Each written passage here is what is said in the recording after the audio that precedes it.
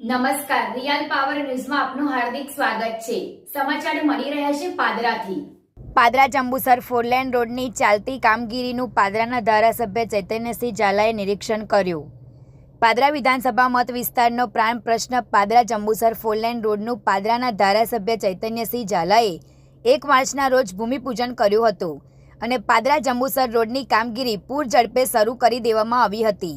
ત્યારે આજે પાદરાના ધારાસભ્ય ચૈતન્યસિંહ ઝાલા બાપુએ માર્ગ અને મકાન વિભાગના અધિકારીશ્રીઓ તથા કોન્ટ્રાક્ટરશ્રીઓને સાથે રાખી સ્થળ નિરીક્ષણ કરી જરૂરી સૂચનો આપ્યા હતા, જેમાં રોડની કામગીરી ગુણવત્તાયુક્ત આપેલ સમય મર્યાદામાં કાર્યરત થાય તેવા સૂચનો આપ્યા હતા।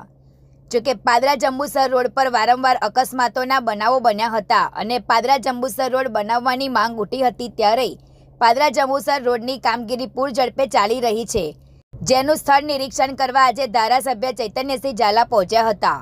પ્રકાશ પટેલનો report, real power news, Padra.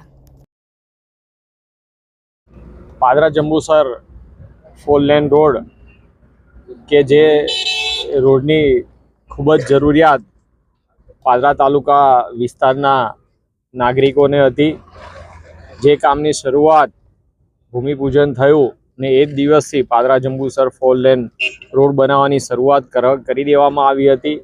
આજ રોજ આ રોડનું નિરીક્ષણ એ આરએનબી અધિકારીશ્રીઓ, કોન્ટ્રાક્ટર અને મારા દ્વારા એનું નિરીક્ષણ કરવામાં આવેલું છે।